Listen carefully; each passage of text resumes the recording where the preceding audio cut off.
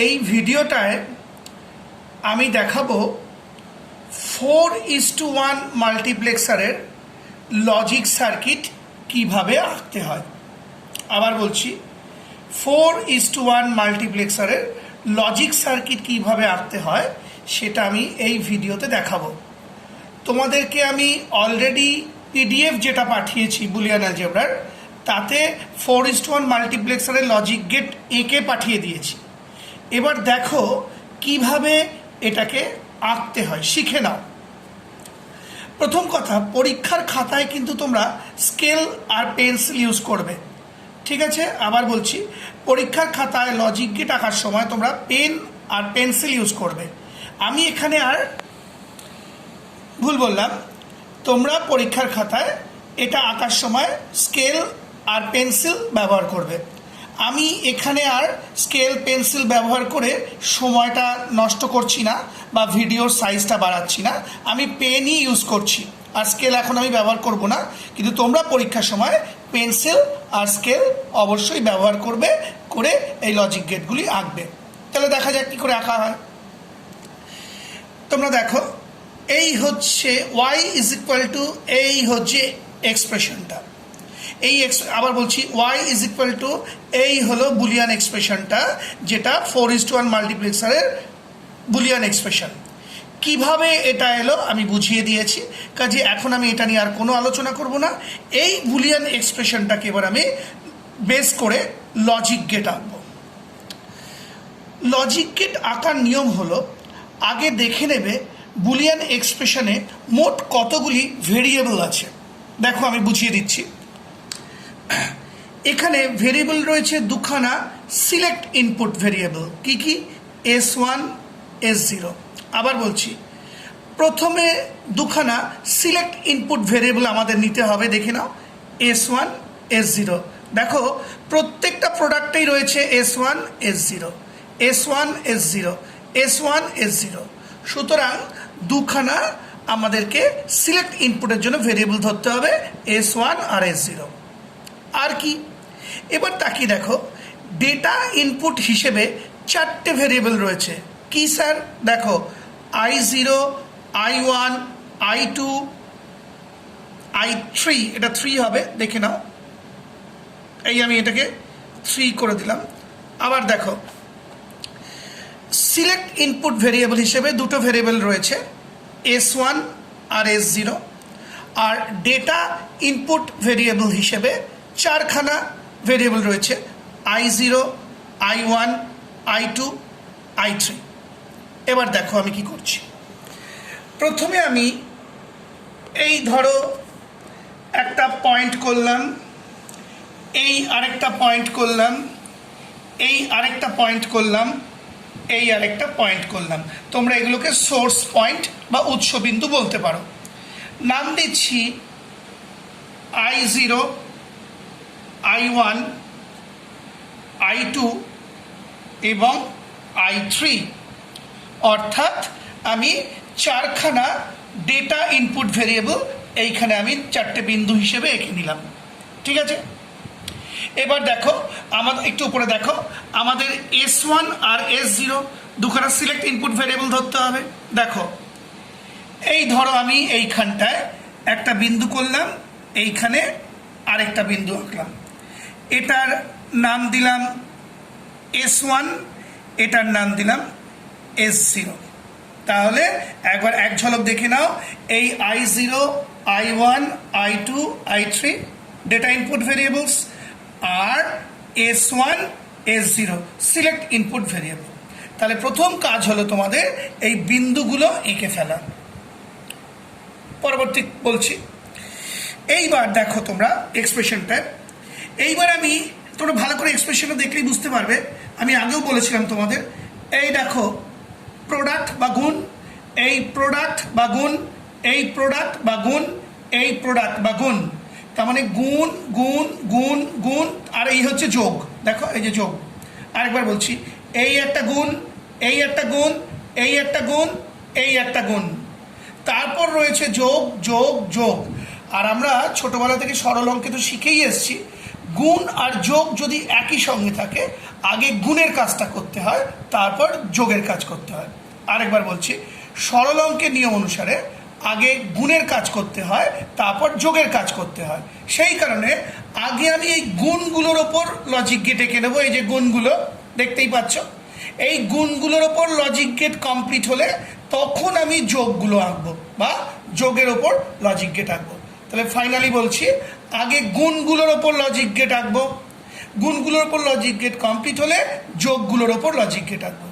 দেখো এবার, আচ্ছা প্রথম এক্সপ্রেশনটা বা প্রথম প্রোডাক্ট বা গুণটা কি দেখো, বলছে S1 not into S0 not into I0। আরেকবার দেখো, S1 not into S0 not into I0। দেখো এবার এখানে এই দেখো S1, তা তোমাকে কি বলছে S1 নট আঁকতে হবে এক্সপ্রেশন অনুযায়ী প্রথম প্রোডাক্ট। এই S1 এলো, এই দেখো আমি নট আঁকলাম বা নট গেট আঁকলাম। এগুলো সব পেন্সিল আর স্কেল ইউজ করবে, তাহলে বেঁকে যাবে না। আমি সময় বাঁচানোর জন্য পেন্সিল স্কেল ইউজ করছি না, বুঝতেই পারছো। এই নট গেট আঁকলাম, এই দেখো এই গেল তোমার, এই নাও এই গেল S1 নট। আবার লাইনটা ফলো করো, এই S1 গেল, এই নট গেট, এই হলো S1 নট এর লাইন, ঠিক আছে। এবার এক্সপ্রেশনটা দেখো আবার, এবার S0 নট তাকাও, এই দেখো S0, এই গেল S0 লাইন, এই আমি নট আঁকছি দু সাইড, এই সার্কেলটা আঁকলাম নট, এই দেখো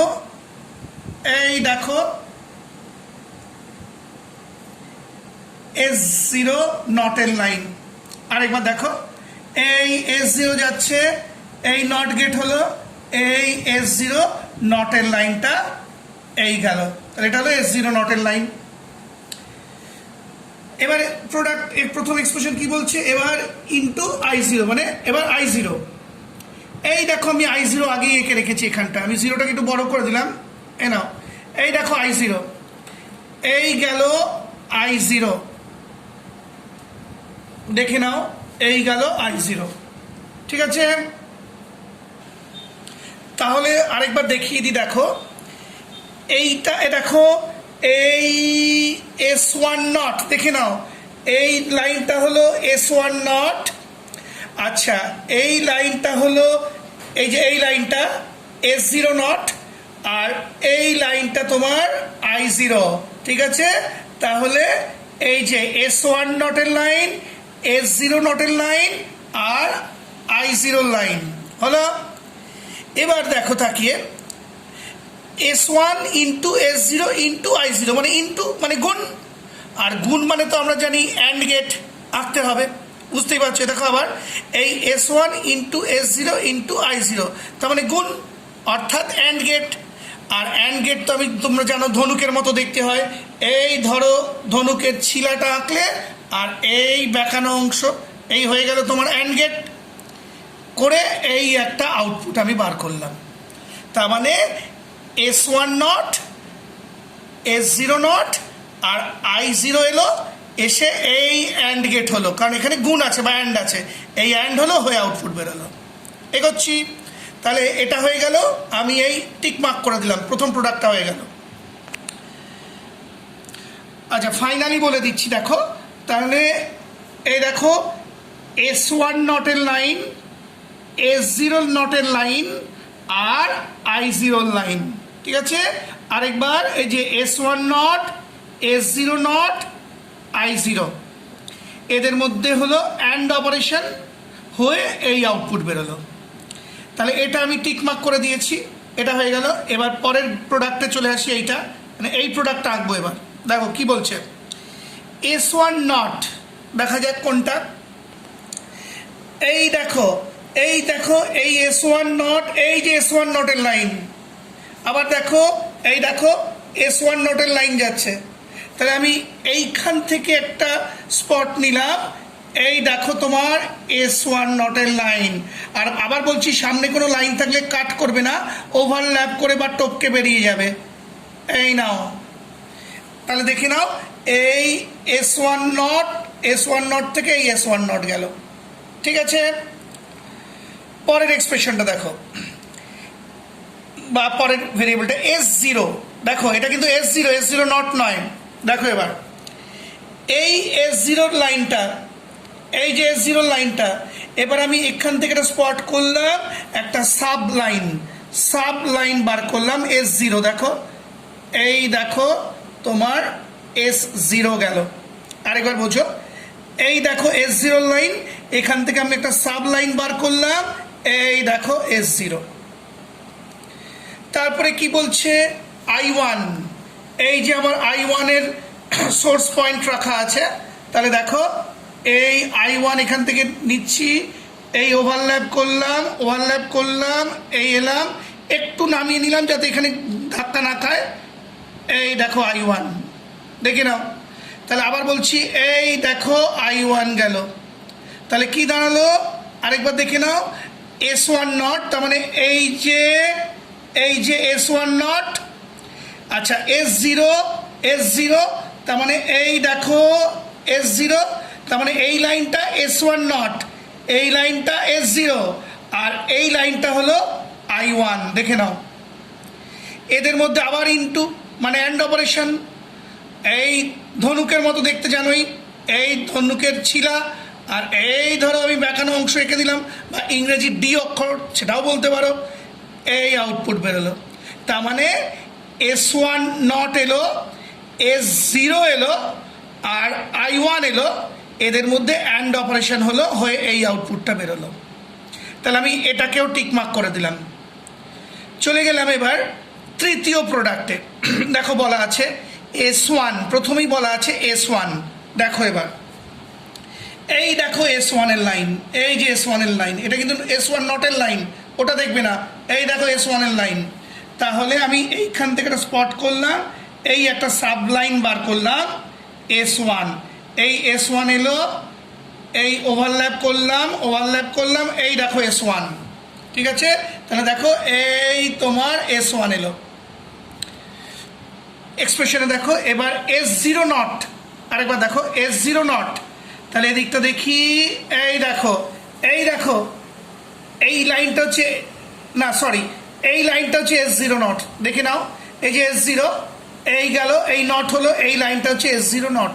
সুতরাং এই আমি এখানে স্পট করলাম, এই গেল তোমার S0 নট।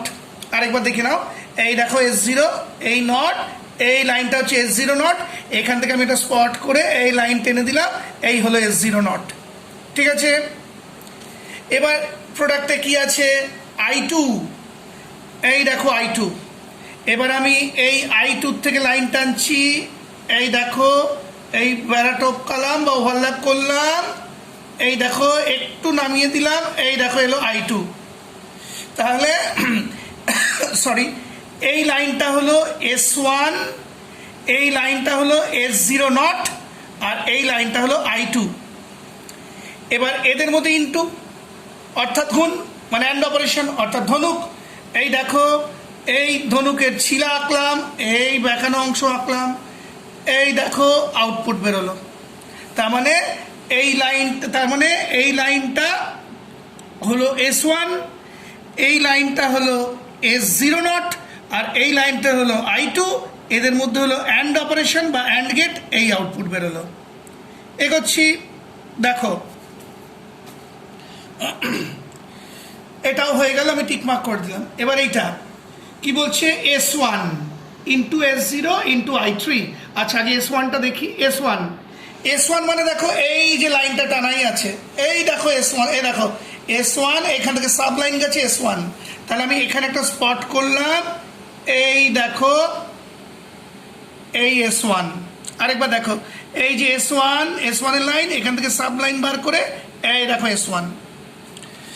তারপর এটা কি বলছে, S0 মানে এই যে লাইনটা দেখে নাও, এই যে S0 গেছে, দেখো এই S0, এই যে S0 লাইন, এখান থেকে সাব লাইন বার করে S0 গেছে, তাহলে আমি এখানে একটা স্পট নিলাম, দেখো এই যে S0, এই লাইনটা টেনে নিলাম। আরেকবার দেখো এই S0 লাইন, এখান থেকে একটা সাব লাইন গেছে, এটাই তো মানে S0 লাইন, এখান থেকে আমরা স্পট করে S0 টানলাম। ঠিক আছে। তারপর কি বলছে এক্সপ্রেশন প্রোডাক্টে I3, এই দেখো I3 স্পট আমি এঁকে রেখেছি। এই I3 এলো, এই ওভারল্যাপ ওভারল্যাপ ওভারল্যাপ ওভারল্যাপ, এই দিলাম, এই সোজা টেনে দিলাম, নিচুও করতে পারতাম, করলাম না। এবার এদের মধ্যে দেখো ইনটু মানে অ্যান্ড অপারেশন, অর্থাৎ ধনুক, এই নাও তোমার ধনুকের ছিলা, আর এই দেখো বেঁকানো অংশ, এই হয়ে গেল অ্যান্ড গেট, এই আউটপুট বেরোলো। তার মানে এই লাইনটা হচ্ছে S1, এই লাইনটা হচ্ছে S0, আর এই লাইনটা হচ্ছে I3, এদের মধ্যে হলো অ্যান্ড গেট বা অ্যান্ড অপারেশন, এই আউটপুট বেরোলো। তাহলে এটাও হয়ে গেল। তাহলে দেখো এই প্রোডাক্টটা হয়ে গেছে আগেই, এই আচ্ছা এই আচ্ছা দেখে নাও, এই প্রোডাক্টটার আউটপুট এইটা, এই প্রোডাক্টটার আউটপুট এইটা, এই প্রোডাক্টটার আউটপুট এইটা, আর এই প্রোডাক্টটার আউটপুট এইটা, তাই তো? এবার দেখো এদের মধ্যে হবে প্লাস মানে অর অপারেশন। এবার এটাকে আমি একটু এই নামিয়ে দিলাম, এগিয়ে দিলাম, এটাকেও একটু এগিয়ে দিলাম, এটাকেও একটু ওপরে করে দিলাম, আর এটাকেও একটু ওপরে করে দিলাম, বুঝতেই পারছো? এবার জায়গাটা একটু কম আছে, তোমরা বুঝতেই পারছো, আমি ম্যানেজ করার চেষ্টা করছি এইটুকু জায়গার মধ্যে। আচ্ছা তাহলে এই আউটপুটটা হলো এইটা, এই আউটপুটটাকে বাড়িয়ে দিলাম এটা, এই আউটপুটটাকে বাড়িয়ে এখানে নিয়ে এলাম, এই আউটপুটটাকে বাড়িয়ে এখানে নিয়ে এলাম। এবার এদের মধ্যে প্লাস মানে অর অপারেশন।